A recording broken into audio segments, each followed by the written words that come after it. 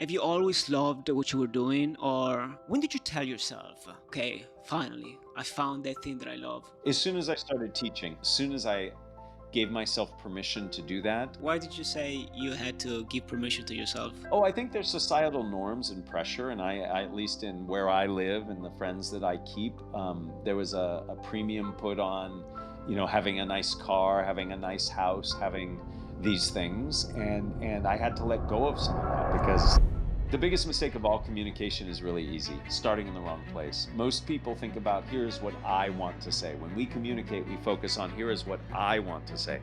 That's the wrong place to start. You have to think about what does your audience need to hear. How do you deal with anxiety, and what can you do to improve that? It boils down to two fundamental principles. You have to focus on the symptoms and the sources. So one of the things that happens is we start saying negative things to ourselves before we speak. So I like to have a mantra. I have a saying, a positive affirmation that I say before I speak, and it's very simple. I say to myself, I'll never forget when I got my first black belt, my instructor said to me, he looked me in the eye and said, "Congratulations, you've done very well. Now let's get started." And that was a revelation to me because I saw it as an ending, right? I got my black belt.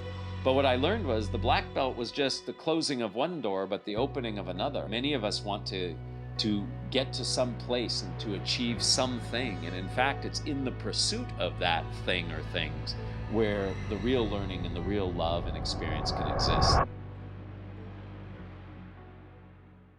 So, planning this podcast, I have one question that I would like to start Sure. with. And the question is, how did you decide that you wanted to dedicate your life to helping people improve, their communication skills? Yeah, so certainly. So I saw at several points in my life Mhm. the impact that communication has on people's trajectory. Mhm. I saw people in places I worked, in schools I taught in, when I was a student, that those who could communicate well seemed to do well. And those who maybe were as bright or brighter or had more creative ideas who couldn't communicate well were at some type of disadvantage. And upon observing that, I wanted to help with that. Now, I am not saying I've always been a great communicator, Mhm. but I certainly, by virtue, I believe, of my last name, starting Mhm. with AB, had lots of practice communicating. So, all through school, I was always called on first because teachers would always do things alphabetically. So, while I might not have been the best communicator, I was certainly a seasoned communicator because I was often called on to go first. So, I saw in others who weren't maybe as experienced some of the negative consequences. And I have always believed that we, in our groups and our friends and our family networks, do better Mhm. when we hear everybody's position and points of view. So that's what motivated me to Hmm. study communication and to help people try to hone and improve their communication. Was there a specific moment in your childhood where you were like, okay, wow, I love communicating with people, and it's something that maybe my teacher told me, oh, maybe you're not that good. Maybe you should improve that, or maybe you're so good, you should continue doing that. Was there like a pivotal moment in your childhood that kind of determined the direction of your life moving forward? Well, I was certainly rewarded throughout my life for at least being willing to step up and communicate. So Mhm. again, just by happenstance of my last name, Mhm. I was often called on to go first. And after you get used to that for a while, you just become comfortable with it. So Mhm. there would be times where it wasn't in alphabetical order, but people would ask for volunteers or people to start, and I would do it just because I was used to it. So there certainly was reward for me in terms of being acknowledged and accepted for being willing to take those risks. I certainly was never, I am a nervous speaker, was a nervous speaker. I've learned to manage that over my time, and I've had some pretty significant, embarrassing moments as a result of my anxiety around speaking. So there've certainly been negative consequences, but I'm the kind of person who's just driven when there's an issue or challenge to be worked on to commit to it. And so when I would be nervous, I would work to reduce that anxiety. When I would give a presentation or run a meeting that didn't go well, I would reflect and say, what can I do better next time? That's just part of who I am. And so Yes, I receive positive feedback. I've had some really bad feedback and experiences, but Mhm. both of those have motivated me to keep working at it. Interesting. And why did you decide to go and teach at Stanford? Mhm. Well, I don't think one just decides to teach at Stanford and it happens. It's a series of opportunities that came and I took advantage of them. One of my life's philosophies is to consider opportunities that are put before me. That doesn't mean always saying yes, but at least to consider them. And I have benefited greatly from my willingness to accept opportunities as they presented themselves. So, the way Interesting. I ended up at Stanford's Graduate School of Business is I was teaching in another program on campus, and some people who are staff members at the Stanford GSB took my class. Mhm. And they said, "Hey, what you're teaching is something that's really interesting to us, and we're developing some programming around it at the business school. You should come talk to us." And I explored it and said, "Sure, I'll go talk to them." Was able to do a few workshops that resonated well, and that gave me an opportunity to then apply and become the position I have today, which I've held now for I think 13 years.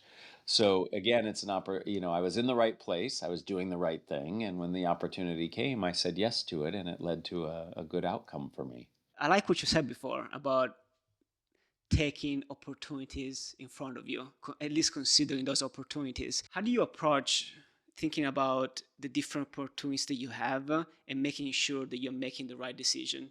Although maybe the opportunity that you have, it's a really good opportunity, but maybe it's not for you. How do you have a process? Do you have a decision making process that you go about defining the right opportunities for yourself? So, right, the thing I'm struggling with in your question is the word right, because I don't know that there is a right or a wrong. There's just a potentially better or worse choice. My wife would tell you that I'm not good at it. She says I say yes way too much. So I don't know that I have a process that works all the time, but what I try to do, and I learned this from one of my colleagues, and he and his brother Dan and Chip Heath have written a lot of amazing books. One of my most go-to books on communication is called Made to Stick that they wrote, Made to but they stick. also wrote a book called Decisive. Mhm. And in that book, they talk about decision making, and they talk about a tool. I don't know if they created the. I can't remember if it was their tool, but it's when I first encountered it, Mhm. where they say, imagine yourself making a decision. Okay. How will you feel 10 hours after you make the decision, 10 days after you make the decision, 10 months after you make the decision, and 10 years after you make the decision? And this has been really helpful to me. And I learned this many, many years ago. So when I have an opportunity before me, it might sound great in the moment, Mhm. but then I say, later today, how am I going to feel about it? And 10 days from now. And it Hmm. just helps me put into perspective that decision, and it has afforded me the opportunity to say no, perhaps when my initial reaction would have been to say yes, and in other circumstances where my initial reaction was no, I thought about it and thought, no, this long term might be a really good thing. So doing that kind of thinking helps, but I don't know that there's a right choice and a wrong choice in most situations, and clearly there are Mhm. some where there are, but in my life, it's really thinking about what's better or worse and applying that strategy to help me make the decisions. Hmm. Do you have a specific example where you able to apply this technique? So I will give you a specific example in where I did apply the technique, but I applied it without knowing this technique. It happened decades before I learned the technique. One of the most significant decisions I've made that's just purely personal. I mean, certainly when I chose to get engaged, when I chose along with my wife to start our family. I mean, these are very significant decisions. But when I came out of high school, I was very interested in movies and movie production, and I got into one of the top film schools in the country, in the world, Wow. actually. And I also got into Stanford, which is where I ultimately ended up going. So I had to make the choice. Mhm. Do you go to film school, a passion that you've had and something that you always wanted to do, or Hmm. do you go to Stanford University? Not a bad second choice, right? And so what I did at the time, and this was not like a momentary decision. I labored over this a long time, but ultimately I tried to forecast myself in the future. Mhm. And as I mentioned, I always like to keep doors open and opportunities open. And I felt going to film school would have provided me with fewer opportunities in the future because I would have been locked into one way of doing things, at least in the short term. Mm-hmm. And so I made that choice. So I applied this notion of future casting, where I'm trying to see myself in the future. Mm-hmm. And my metric was which of the two will provide me with the most opportunity. Mm-hmm. And that's what I went with. So I used a version of a technique I hadn't learned yet Mm-hmm. back then. I think it's very unique, the ability to see yourself in the future and see how Right. you will Yeah. feel, how you will react.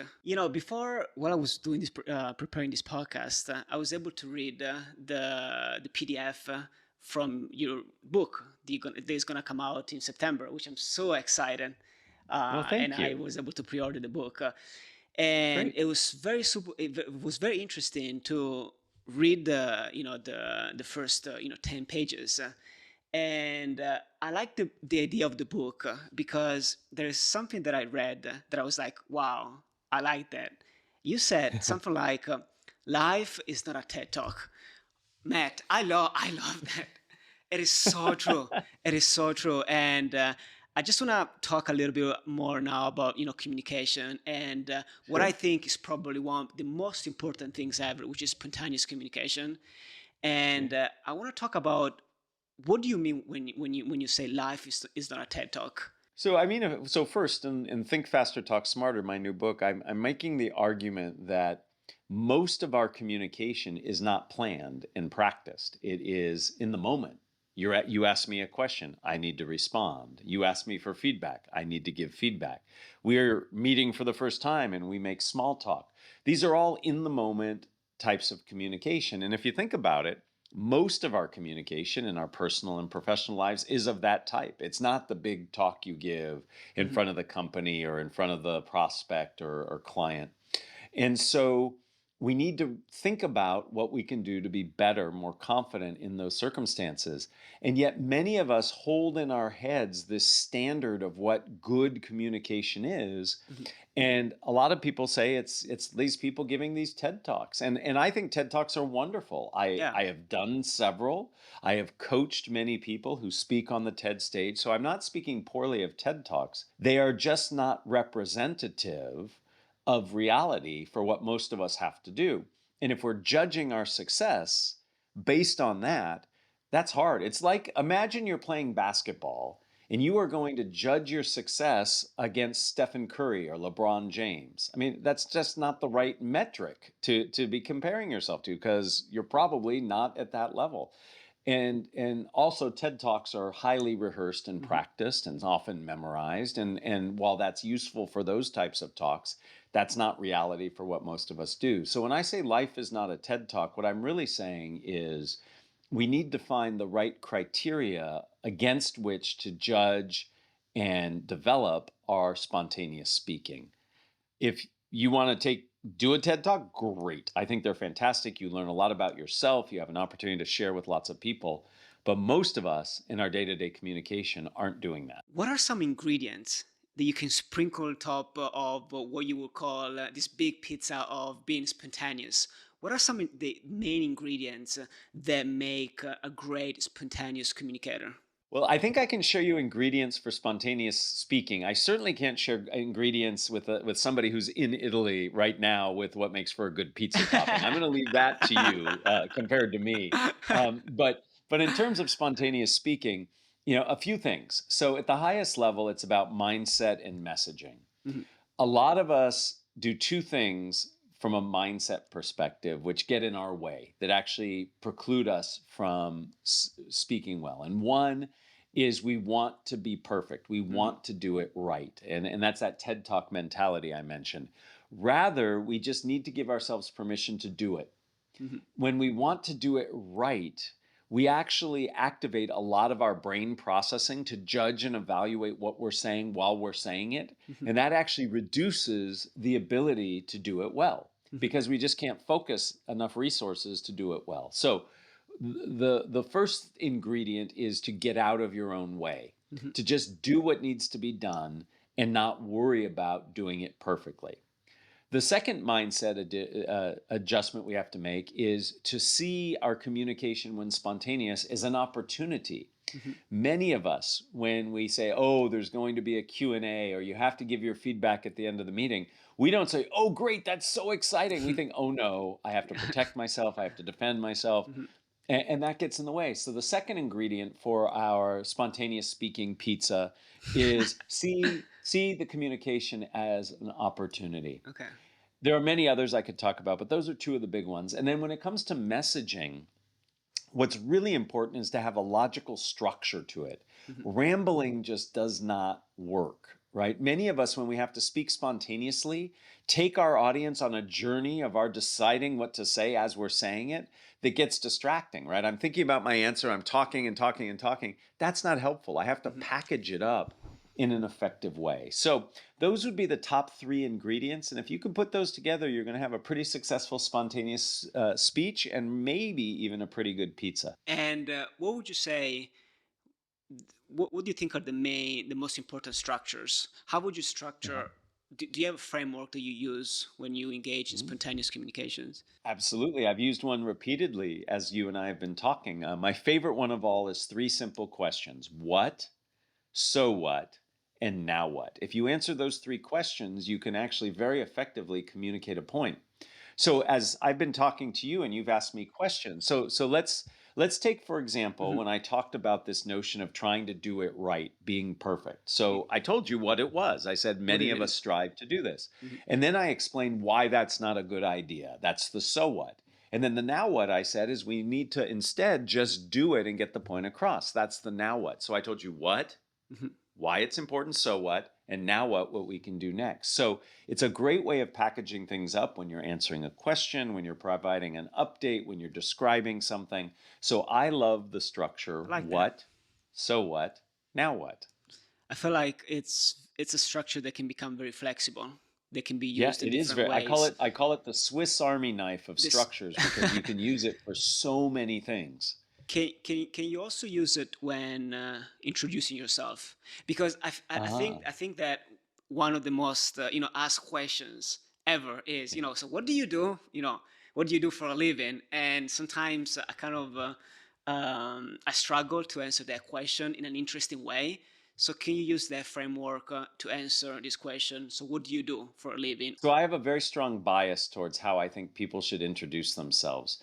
I'm not a big fan of "Hi, my name is." I think that's distracting and not supportive of what you're trying to accomplish. So I like starting with um, a what or a so what when I introduce myself. So when I introduce myself, I'll say something like, I'm someone who's really passionate about communication. My name is Matt, and I'm really excited to meet all of you or to be part of this panel or whatever, simply because if I start with some provocative or clear statement like that, I can actually be emotional. You can sense that. So when I say I'm really excited about communication, that informs you about something. That draws you in. That connects with you at an emotional level. When I say hi, my name is, there's nothing connective about that.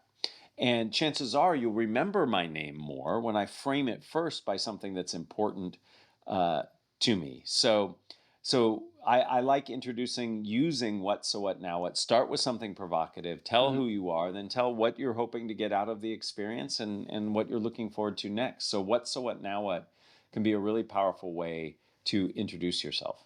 How do you overcome this feeling of anxiety? I know that it's usually this big question, but for example, me preparing for this podcast, I have a little bit of anxiety. I feel that I'm speaking with somebody that I admire. I've watched so many videos on YouTube. I like the content that you're putting out, and I want to create a good podcast that people hopefully can consume, and that can be helpful. How do you deal with this sense of anxiety, and what can you do to improve that? So first, thank you. I appreciate the compliment. I do not intend to make people nervous, but I understand by virtue of what I do, people become more sensitive to their communication. Um, and anxiety is very real. You're certainly not alone. Most people feel nervous. And in fact, feeling nervous is not a bad thing. It tells you what you're doing is important, it Mhm. gives you energy and helps you focus. I know this is quite late in your day, Mhm. and yet the excitement and perhaps anxiety is helping give you that energy. So that's a good thing. The problem is when we don't manage our anxiety and Mhm. it takes over.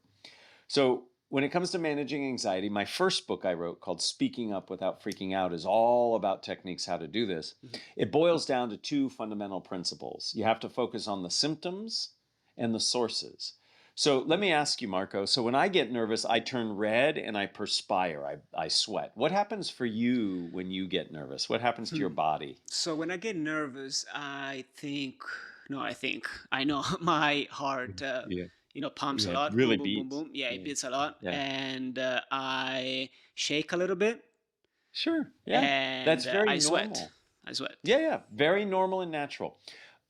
We can talk about this if you wish, but we can just take it as a Yeah, truism absolutely. Yeah. that many of us get nervous.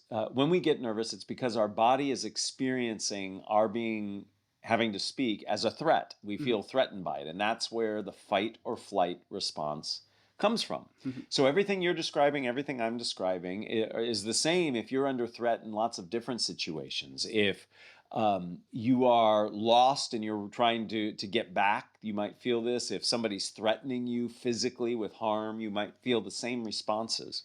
So there's some things we can do. First and foremost, taking deep breaths. Deep breaths will slow down your heart rate. When I say deep breaths, I mean like what you do if you've ever done yoga or tai Mhm. chi. Deep belly breaths. It slows down your autonomic nervous system, slows down your heart rate. That can help.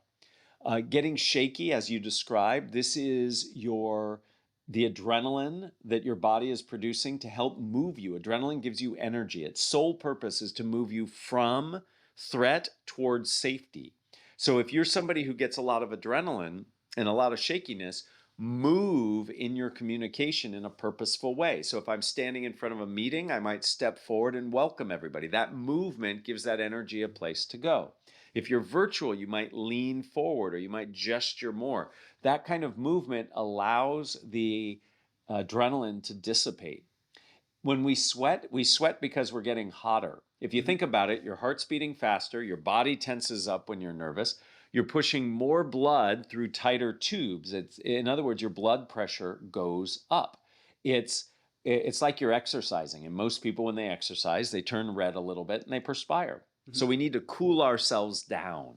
And the best way to cool yourself down is to hold something cold in the palms of your hand. The palms of your hand are thermoregulators for your body. Just like if you've ever had a fever and you put a cold compress on your forehead Mhm. to cool you down, it works. I bet in a cold morning, Marco, I bet you've held warm tea or coffee, or Yeah, I guess sure. you all drink cappuccino, right? Yeah. You hold something warm and it warms you up, Yeah. right? So we're just doing the same thing in reverse. So the bottom line is there's some things we can do to manage the symptoms and the sources of anxiety so that we feel less nervous, which helps us feel more comfortable. Hmm. You also um, tell yourself something. Do you ask yourself questions? Is that also Yeah. maybe a technique that you can use? Maybe You asking have yourself, listened to my material. Yes. So there are a lot of things that go on in our minds when we get nervous. So one of the things that happens is we we start saying negative things to ourselves before we speak. We say things like, "Oh, I should have prepared more," or "I'm not as good as Marco is when he presents," or "Why am I doing this? Why isn't somebody?" So we start saying all of this negative stuff to ourselves and we start believing it and it distracts us. So it gets in the way of being the best we can. So I like to have a mantra. I have a saying, a positive affirmation that I say before I speak. And it's very simple. I say to myself, I have value to bring. I have value to bring. I'm not saying I'm the best speaker ever. I'm just saying there's value here. People have come to hear me speak, or in the meeting, I'm speaking because I know something that will help them. So when I think that way, it sets me up for greater success. So I Mhm. encourage everybody to do two things. One, just listen to what we say to ourselves when we speak or right before. And for many of us, it's negative. Mhm. And then find a way to cancel that out in a positive affirmation or some positive statement like, I have value to bring, or I know what I'm talking about, or I did pretty well last time, whatever it is. Athletes all the time before they Mhm. perform do something very similar. So that can be really helpful for your mindset as you go into these circumstances. Hmm. Have you found that maybe the same technique can be applied when feeling a little bit lost in life? Have you ever felt a little bit Yeah. lost in life? Oh, Um, absolutely. I've lots of times, lots and lots of times. Yeah. So I think reminding yourself of a purpose that you have or a directionality that you have, I think that's important. Carol Dweck is very famous for mindset, and mhm, she talks about growth versus fixed mindset. mhm, And one of the things that she says, and mhm, I love, is this notion of people who have a growth mindset. That is, people who are trying to expand and grow mhm. personally, professionally. This notion of not yet. And I think not yet is so powerful. And here's why. If you're not good at something, it's not because you're a bad person or you'll never be good at it. It's because it's not for you right now, not yet. So if you work at it, if you commit to it, you're going to get better. So when I in my life have struggled or wasn't sure about my direction, I might just say, not yet. That job's not for me, not yet. Not that it's never for me, but not now, not yet. And so that helps me stay focused on the goal or trajectory I'm going on without getting too depressed or or thinking that I'm not capable of something. So I like this idea of not yet. I like this idea of having a positive affirmation to get through those tough times. And how do you, because sometimes one of the things that I tend to do is that I tend to overthink about things, Mhm. and Yep. sometimes I feel lost. I don't know exactly what Mm. I want to be Yeah. doing next, Sure. and I see myself applying this concept of not yet. Time Mhm. will come. If I work hard, if Yeah. I continue, time will come. Mhm. But then, how can you not get overwhelmed by the feeling of time is passing? Oh my gosh, I haven't figured Yeah. out yet, even though you internalize and you say, okay, not yet. But then at the same time, Yeah. feel a little bit overwhelmed because time is passing. Maybe you see other people doing, you're not better, but moving forward. Yeah. And I don't know if it's ever happened to you. Oh, of course. No, it happens to me all the time. I have tremendous fear of missing out, FOMO, and that's predicated on what you're describing. So I am not the expert who can give good advice on this. I struggle with this all the time. Yeah, but what I try to do in those moments is I try to ground myself. I try to ground myself in the present moment because everything you've just described is future thinking, right? This isn't happening now. It could be this. Look at those other people. None of that's in the moment. So if I can ground myself in the moment, and again, I am not a master of this in it by any means. I have spent many decades of my life studying the martial arts. And part of the reason I like the martial arts is they teach me so much about life. And if I am working with somebody else, practicing some moves, etc., if I start worrying about, am I doing this right? Or what should I do? This other person's better than me, or what if this happens? In the martial arts, you get feedback right away. And often that feedback hurts, literally. And so I have learned in those moments of self doubt, in those moments of feeling like I'm missing out or not up to my potential, to ground myself in the present. And that's what works in the martial arts, is to become very present, adjust and adapt to what's needed in that moment. Again, not an expert, but definitely that's a trajectory that I try to follow. So I try not to say something to myself in those moments.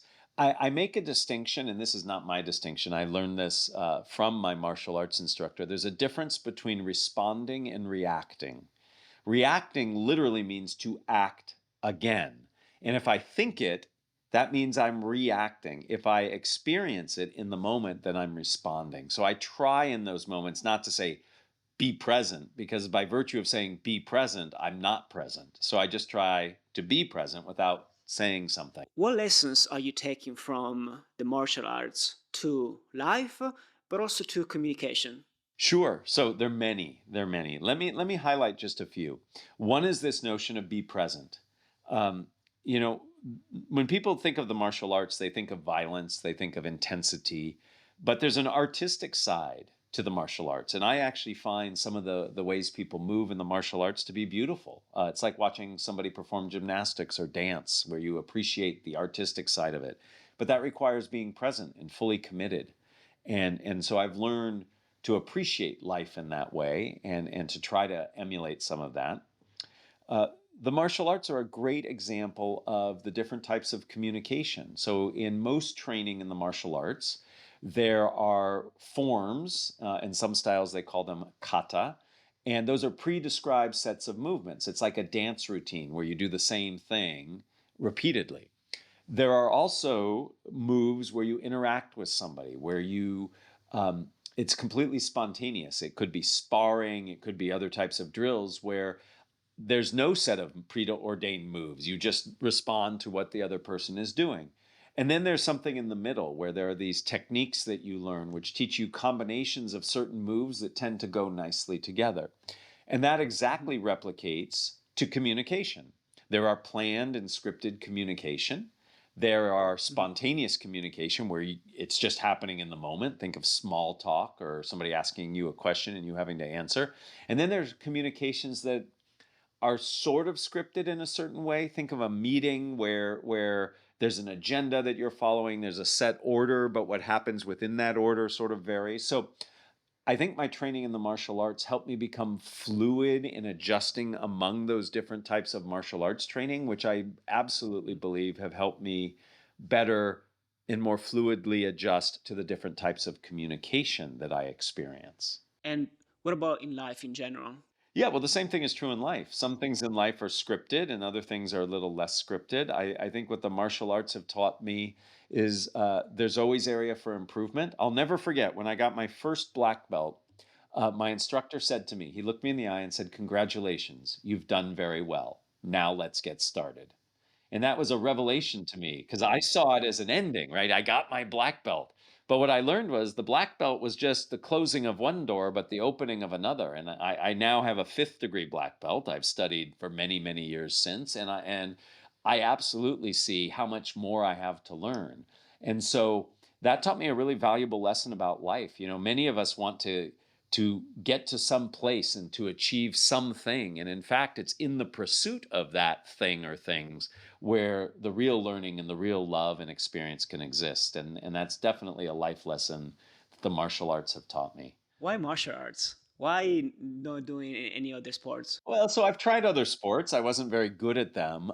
It's actually very very personal. I have a cousin who's still around. He's 10 years older than I am, and he did the martial arts. And I was always fascinated. I always grew up respecting him. I idolized him and saw what he could do, and so that became very attractive to me. And there was a time in my life right before I went into high school where I was very insecure. You know, I'm very fortunate. I grew up in a very safe area with good people, but I was very afraid of somebody doing harm to me. And so there were two. One was to learn self defense, and the other was to emulate my cousin. And then I got the bug. Right, I did it for a while and got really addicted and loved it, and that's what I've continued. And you know, I'm very thankful because I think being doing exercise and being athletic is important to sanity. You can't just always live in your head. And the martial arts is one sport that you can do throughout your life. You have to adjust and adapt as you get older, and you know things happen. But some sports you can't do, you know, the whole Hmm. your whole life, and you also need other people in some Yeah. sports. In the martial arts, you No. can do more solitary. So it's a good life Mhm. health thing too. I understand you completely. I think martial arts, for example, I love windsurfing and surfing, and I think Uh-huh. Yeah. martial arts is one of the sports where, for that specific moment where you're training, you're not thinking Yeah. about anything in life. It's not like running, Yeah. because sometimes you Yeah. run, but you keep thinking about life and things that happen. Yeah. But when you're Yeah. windsurfing, you're just super present in the moment, and there's so much That's beauty. exactly There's right. so much beauty in that. Yeah, there's Oh, I am very fascinated by this notion of yeah. flow and the flow state when you're just in the moment and you're so enraptured with what you're doing. And I think windsurfing, surfing, martial arts can help you get into that flow state in a way that other activities Hmm. might not. Interesting. I'm interested now about the flow state. How do you Yeah. start a conversation, and then you move forward and you try to get into the flow with the other person so that you both Yeah. are together, and at the end you feel as if, oh my gosh, Yeah. such a wonderful conversation. How do you do it? Yeah. So it's hard. Mhm. It's hard, but I think having that intent is Intent. the beginning. Is a lot of us in conversation see it like a tennis match or a volleyball match where my whole goal is just to send something your way and then you got to deal with it, Okay. right? And if I do it well, maybe I score a point. But that's not what connecting and being in the moment is all about. It's about having a shared experience. So I don't know if in Italy, I don't know what the game is called. Here in the United States, we call it hacky sack. It's where there's a little bean bag and you stand in a circle with people, and the goal is just to kick the bean bag back and forth without it hitting the ground. So I am being successful if I toss it. I've seen people do this with soccer balls or what you all call football, where the goal is just to pass it back and forth, keeping it above the ground without it hitting the ground. And yet we're all working together to collaborate to have that happen, right? And that's very different than tennis, where I'm trying to hit a ball and score on you. In this game, the whole game is to keep work together to keep it up. So it's in my best interest to position the ball for you so you can easily get it to position it back to me. Very different. And if you go into communication with that approach, then you're going to be more connective, you're going to be more inviting. If we're doing a podcast interview and my goal is to help you be successful in this, then when you ask me a question, I'm going to accept that question and I'm going to expand on that question. If I'm seeing this as a competition, you ask me a question, I'm going to say that's a stupid question, or I'm just going to answer the question I wanted. And all of a sudden we're not in this flow state. So there's this notion of working together Mhm. to move things forward. And this is, if you know anything about improvisation, this is the famous yes and idea that comes in improv, where Mhm. my goal is to keep things moving. So when you present something to me, I say yes and I don't say no. Now, clearly, you don't say yes to everything. That can get you in trouble, but you at least approach your communication with this idea of I want to collaborate versus I want to defend and be right. And that's part of how you get into this flow state. What kind of skills do you need to develop when running a podcast? And do you see some parallels between impromptu uh, and spontaneous communication? How do you apply everything together when running a podcast, especially when doing remotely? Because doing in person, I think it's just way better, and you just have a deeper connection with the other person. But when you're doing remotely, it's super, it's harder. So two things come to mind. First, the irony of spontaneous speaking is you have to plan for it. Mhm. And that sounds ironic, but it's really important, right? Let's go back to the soccer or football analogy. You know, if you want to get good at soccer or football, you do a lot of dribbling around cones, you do a lot of drills. Why is that? So when you're in the moment playing the game, you have some skills to leverage to help you. So we have to plan, we have to practice to be Mm. spontaneous. And in podcasting, I do that. So when I have a guest on, I think I do research on them. Sounds like you've done that for me. I craft some questions to give me that roadmap, that structure I talked about, but I'm not so wedded to it that if something happens in the moment, Miss it. I prevent myself from exploring it. I follow up on it. I am virtually certain that in this conversation, Marco, you did not expect to talk about martial arts, This was interesting. but it came Yeah. up. Yeah, but it came up and you said, great. I have my list of questions. I know what I want to talk to Matt about. He said martial art, and I'm going to go down that path. That's that notion of having Mhm. plans so that you can then be spontaneous. If you had no plans, that could freak you out. It's like, oh my goodness, now I'm talking about Yeah. martial arts. What's that about? But you know how to bring it back. So that's one way Mhm. that everything we've talked about helps me in Mhm. podcasting. And then the other thing that's critical, I think the most important skill of a podcaster is listening. Listening.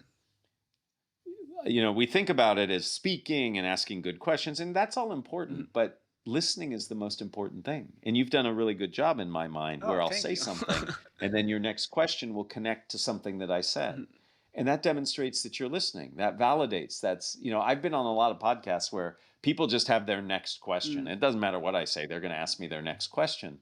But if you can Mhm. connect to me and to the next question, then all of a sudden we're having a Mm. conversation. We're not just going through your to do list Mm. of questions. So, those are the two big things that I think come from spontaneous speaking. Mhm.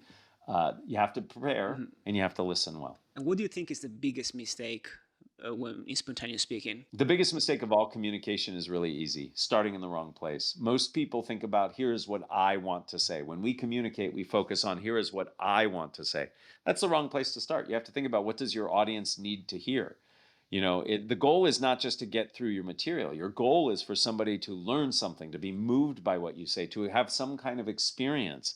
And if I'm not focused on you and your needs, then I've missed the target. So the biggest mistake people make in all communication, planned or spontaneous, is not focusing on the audience and their Hmm. needs. What's the biggest lesson that do you think you have in the book that is coming in September?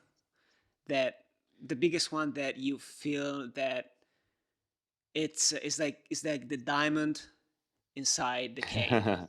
Yeah, so that's so hard. I mean, you've seen the book and it's full, I hope you felt this way. It's full of very specific tactical advice. And so it's hard for me to pick one. I think if I were to abstract it to the highest level, is that you can do things through preparation and mindset adjustments to become a better spontaneous speaker. So it is within your power and control to improve and become a more confident, compelling, in the moment speaker and at the highest level. So I hope that people, after reading the book, after applying some of the techniques, that they experience that they see I am a better communicator as a result of having done this. And so that to me is Mhm. probably the biggest The biggest one. desired I takeaway. also think that it takes a lot of preparation and it's something that you Yeah, work forever.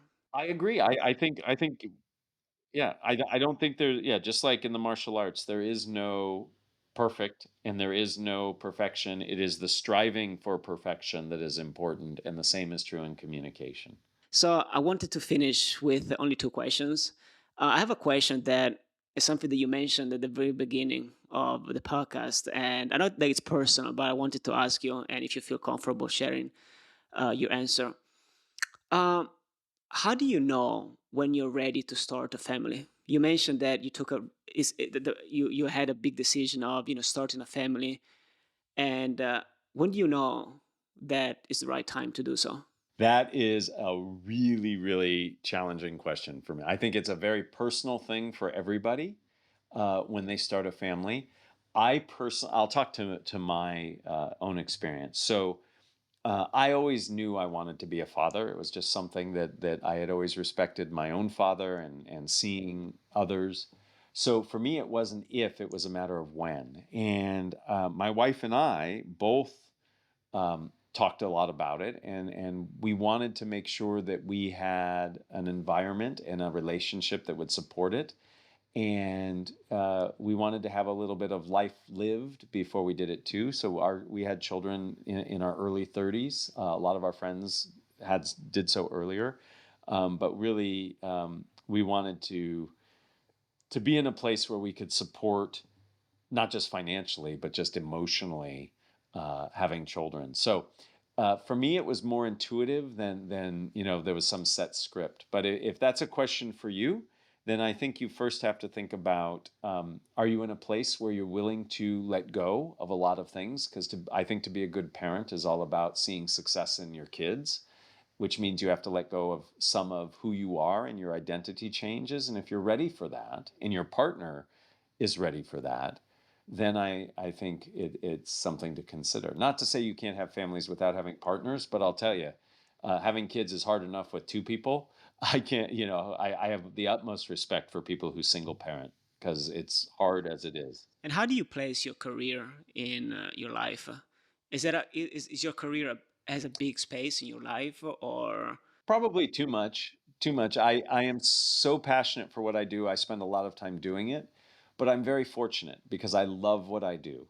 And I have the opportunity to expand and extend what I do to whatever level I want. So I do a lot, but I really love it. And it also allows me to connect with people like yourself and others, which is something I also love. If I were locked in a room just looking at spreadsheets, I would have a very different opinion. But no, my career and my life are pretty integrated. Too much so. I mean, I work too much. and need to have better balance. But I also love everything I do, and it would be hard for me to stop doing some of it. Have you always loved what you were doing, or when did you told yourself, okay, finally, I found that thing that I love?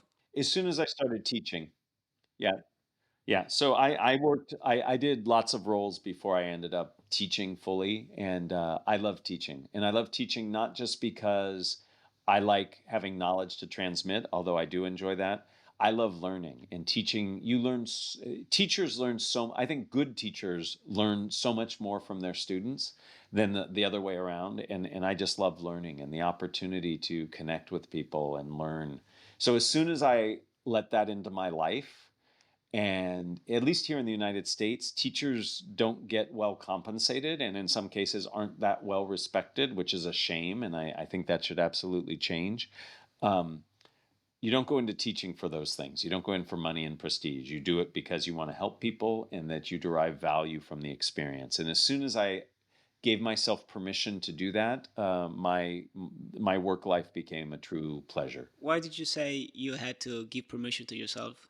Oh, I think there's societal norms and pressure, and at least in where I live and the friends that I keep, there was a premium put on, having a nice car, having a nice house, having these things, and I had to let go of some of that because to be a teacher, those aren't necessarily what become available to you, and so I had to let go of that.